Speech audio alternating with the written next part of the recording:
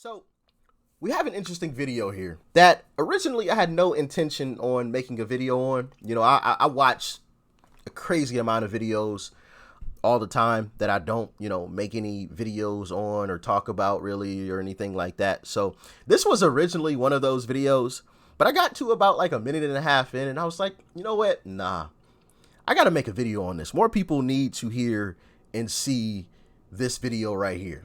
Let's dive in. Chairman, Dr. Birx, why should Americans believe anything the government says about COVID? I mean, last summer, President Biden said this, quote, "You're not going to get COVID if you have these vaccinations. If you're vaccinated, you're not going to be hospitalized. You're not going to be in the ICU." Y'all remember that?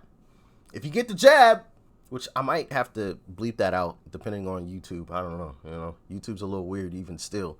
But if you get the jab, you're not going to get it. Gotta get the jab, though. Dr. Birx, can vaccinated people get?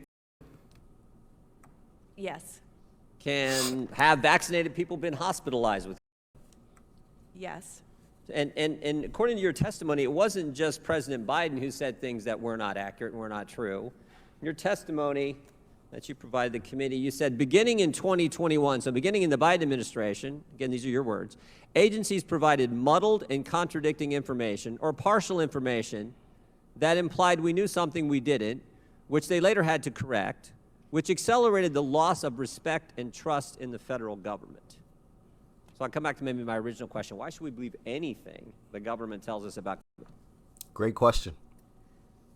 Well, that's why, to be honest, that's why I wrote the book, and that's why I believe that this is a moment in time where we can increase accountability and transparency and provide that data and information. Accountability and transparency while this administration is in office? Doubt it. Do y'all think we could increase that right now? I don't think so. And I'm new to all of this. Admittedly so, but like I said before, just from everything that I've been seeing, I think not. I don't think so. Information in real time, accountability and transparency, and provide that data and information in real time to the American people so they are empowered with the knowledge that they need to protect themselves and their families. We knew early on in January of 2021 and late December of 2020 that reinfection was occurring after natural infection. Once you see that, and I want to make it clear to you all and to anyone that is listening, this is not measles, mumps, and rubella. Those vaccines produce long-term immunity and can create herd immunity. So I just want to interrupt for a second, Dr. Birx. You said something important. You said in early 2021, January 2021, you knew that people who had been vaccinated could be reinfected. I knew that people who were naturally infected were getting reinfected, and that was quite evident from South Africa, and I've included it in my slides. But I think the reason I knew that... Is that a trick on words? She said naturally infected. Does she just mean people that just got sick without the jab? Or is she trying to call the jab natural?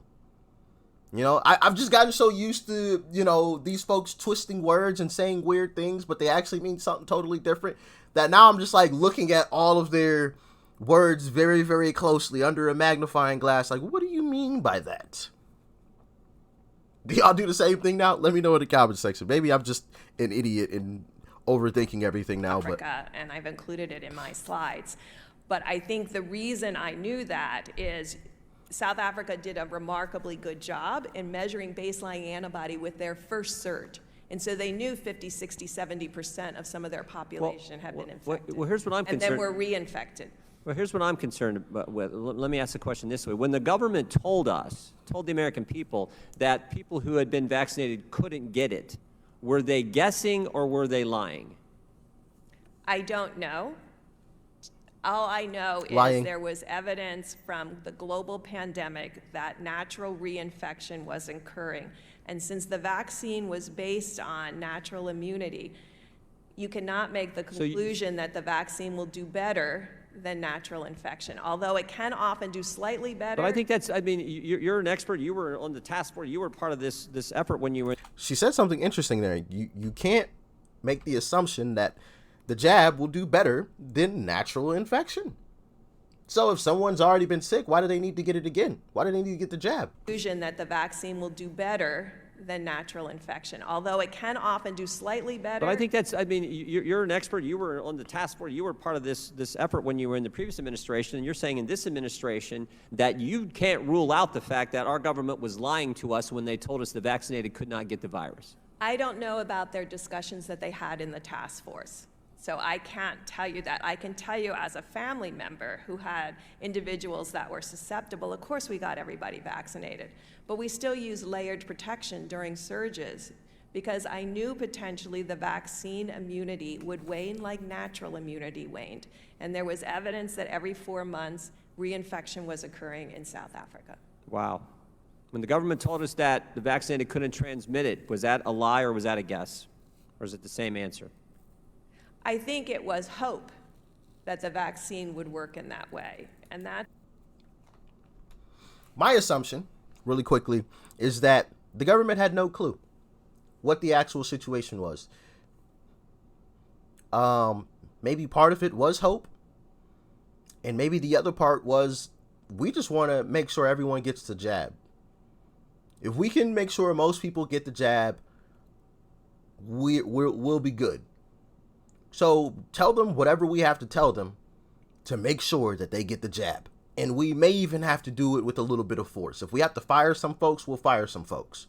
That's the way that I see it. They had no clue whether or not it would actually work. It's the same situation with the lady from New York. I can never recall her name, but when they were talking about their new gun laws, and she said we don't need any statistics to do whatever it is that we're doing. We don't need any statistics to back it up. I think it was the same thing with the government. They didn't need any true statistics to back up, making sure most people got the jab. They don't need it. Just gonna do it anyway. But y'all let me know what y'all think. That's why I think scientists and public health leaders always have to be at the table, being very clear what we know and what we don't know. This is important for the country to know. So when I asked the question, when the government told us that the vaccinated couldn't get it, and I asked you if it was a guess or a lie, you said you don't know. You said you think it was hope. So what we do know is it wasn't the truth. So they were either guessing, lying, or hoping, and communicating that information to the citizens of this country. I think they were hoping, but you should know in those original phase 3 trials that were done in this country that we only measured for symptomatic disease.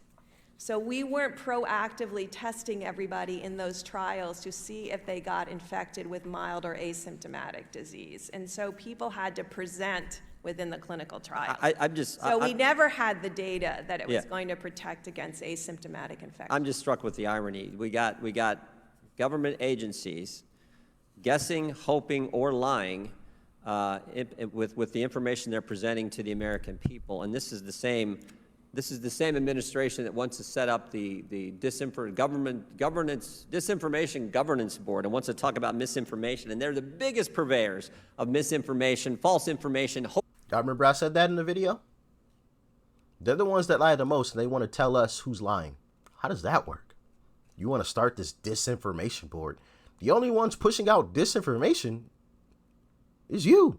And you want to give us a disinformation board? I'm not going to believe a single thing y'all say. Not a single thing. That is one great way to not have anybody listen to the government. Not a single person. Social media sites can push it out all they want to. Yada. Hey, well, this is what the disinformation board said. No, we don't believe you. Hopeful information, but not accurate and true information, which is, again, the frustration I think so many of the folks I get the privilege of representing have shared with me. When the government downplayed natural immunity, was that a guess or a lie? We're only beginning to okay, these are complicated answers, so I'm going to try to be very brief. Once you are infected, you're putting immune pressure on that virus. And so we know viruses always mutate, and they mutate to escape something, like immune pressure, virologic pressure. And that's why you always have to be looking for evidence of reinfection so you can understand what epitopes on the virus are under extensive immune pressure. So you can map that and design next generation vaccines and next generation therapeutics. You'd like to find epitopes that are constant, that the virus can't mutate from, or it loses its ability to actually infect and replicate. Thank you, Dr. Birx. Mr. Chairman, I just think this is amazing. Our government, guessing, hoping, or lying, one of those. But what we do know is they weren't telling us the truth, weren't telling the American people the truth. And it started right with the President of the United States just 11 months ago when he told us something that was absolutely false. With that, I will yield back and look forward to a second round. Thank you for yielding back. That's amazing. He said, thank you for yielding back. That's amazing. So yeah, shout out to Jim Jordan, man. We must protect Jim Jordan, okay? Fantastic gentleman there asking very, very important questions, because it's important that our government tells us the truth and doesn't fearmonger us. We already have that from our mainstream media platforms. We already have that from CNN. We already have that from MSNBC. We don't need it from our own government. If anything, that gives social media sites even more reason to hop on board with, mainstream media sites. Platforms, I should say. It's craziness. Intentionally lying to people just so they get some experimental jab. That's the way that I see it. Intentionally lying to folks. Firing people. Nurses who helped to save lives. Firing them because they didn't want to take the jab. That the government was lying to us about. Or hoping. We're human beings. You don't rely on hope with us. Not with our health. Now, if we all started dropping like flies because they had hoped it was safe, they had hoped it would actually do what they thought it would do, now what? They wouldn't even care. They would just collect all of our bodies and dump them as best as they could and go on with life. Well, we messed up with that one. Oh, well. It's a shame. It's a shame. And I'm sure we'll have another situation similar, and most of us aren't going to believe them. And then they're going to wonder why. No, we do not comply. And they're just going to want, well, you guys, you're going to get fired. Okay. Well, no one in America is going to be working. How about that? We'll see how that works out for you. And it's all their fault. Just tell us the truth and let us do with it what we want. It's the same thing with mainstream media, CNN and MSNBC. Just tell us the truth and let us decide what we want to do with that information. It could all be so simple, but yet they want to make it complicated. Hey, we have this jab here. We have 80% belief, 85% belief that it's going to be effective. We believe that, in 6 to 10 months, you may need to be rejabbed in order to help boost that immunity again. We believe that these are safe. We are 90% sure that these are safe. If they came out and talked to us like that, I feel like we all would have had a different perspective on the situation. But as always, y'all let me know what you thought about all of this craziness in the comment section below. Like, share, comment, and of course, hit that subscribe button before you go. And please, share this video. Peace and love. I'm out.